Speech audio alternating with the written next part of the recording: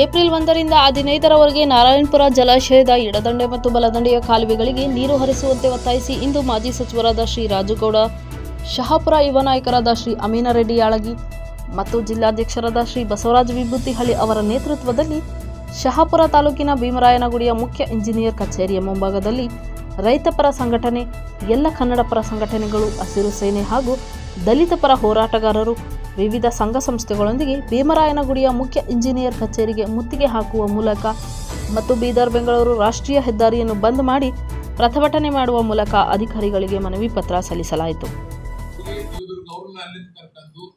ಮಾನಪ್ಪ ಉಜ್ವಲ್ ಅವ್ರ ಮನೆಗೆ ಹೋಗಿ ಅವ್ರನ್ನ ಕರ್ಕೊಂಡು ಹೋಗಿ ಸರ್ಕಾರಕ್ಕೆ ನಾವು ಮೂವರು ರಾಜೀನಾಮೆ ಕೊಡ್ತೀವಿ ಅಂತ ಹೇಳಿ ನೀರು ಬಿಡಿಸಿ ಬರೋಂಥ ಕೆಲಸ ನಾವು ಅಧಿಕಾರದಾಗಿದ್ದಾಗ ಮಾಡಿದ್ದೇವೆ.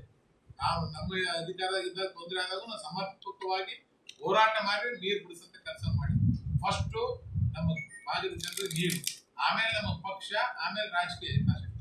ಅದು ಬಿಟ್ಟು ಎಲ್ಲವನ್ನು ಬಿಟ್ಟು ನಾವು ಬರೀ ಇದಕ್ಕೆ ರಾಜಕೀಯ ನಿಂತಿಲ್ಲ. ಹಂಗಾಗಿ ಇದರಿಂದ ರಾಜಕೀಯದ ನನಗೇನಾದ್ರು ಲಾಭ ಆಗ್ತಂದ್ರೆ ಬೆಲೆ ತಕ್ಕೊಂಬಿಡ್ರಿ. ಇವತ್ತು ನಿಮ್ಮೆಲ್ಲ ಮಾಧ್ಯಮದವರು ಎದುರಿಗೆ ಹೇಳ್ತೀನಿ, 1ನೇ ತಾರೀಕಿಂದ 15ನೇ ತಾರೀಕು ನೀರು ಬಿಡಿಸ್ರಿ. ನಾನೇ ಕೊಳ್ಳಾಗಿ ಬೋರ್ಡ್ ಹಾಕಿದ್ದು ಇರುವಂತ ಶಾಸಕರಿಗೆ ಮುಂದಿನ ಚುನಾವಣೆ ಇವರಿಗೆ ಓಟ್ ಹಾಕಿ ಅಂತ ಹೇಳ್ತೀನಿ. ಇವ್ರಿಗೆ ಇಲ್ಲ ನಿಮ್ ಕೈಗೆ ಆಗ್ಲಿಲ್ಲಪ್ಪ ಅಂದ್ರೆ ರಾಜೀನಾಮೆ ಕೊಟ್ಟು ಬರ್ರಿ. ಮುಂದೆ ನಿಮ್ ಎದುರಿಗೆ ನಾನಾಯ್ತು, ಅಮೀನ್ ರೆಡ್ಡಿ ಅವ್ರು ಇಲ್ಲ, ನಾವ್ ಯಾರು ಕಾಂಟೆಸ್ಟ್ ಮಾಡೋದಾಗ ನಿಮ್ಮನ್ನೇ ಗೆಲ್ಸಂತ ಕೆಲಸ ಮಾಡ್ತೀವಿ. ರೈತರ ಪರ ನಿಂತ್ರಿ. ಅದು ಬಿಟ್ಟು ಅಧಿಕಾರ ಗಂಟೆಗೆ ಕುರ್ಚಿ ಗಂಟೆಗೆ ಕುದುರಕ್ಕೆ ಹೋಗ್ಬೇಡ್ರಿ. ರೈತರ ಪರ ನಿಂತ್ರಿ ಅಂತ ನಿಮ್ಮ ಮುಖಾಂತರ ಒತ್ತಾಯ ಮಾಡಿ. ಈ ಸಂದರ್ಭದಲ್ಲಿ ಪಕ್ಷದ ಮುಖಂಡರು, ವಿವಿಧ ಸಂಘಟನೆಗಳ ಪದಾಧಿಕಾರಿಗಳು, ರೈತ ಬಾಂಧವರು, ರೈತಪರ ಚಿಂತಕರು, ಹೋರಾಟಗಾರರು, ವಿವಿಧ ಸಂಘ ಸಂಸ್ಥೆಗಳ ಪದಾಧಿಕಾರಿಗಳು ಮತ್ತು ಇತರ ಹಿರಿಯ ಮುಖಂಡರು ಹಾಗೂ ಗಣ್ಯರು ಹಾಗೂ ಸಾರ್ವಜನಿಕರು ಉಪಸ್ಥಿತರಿದ್ದರು.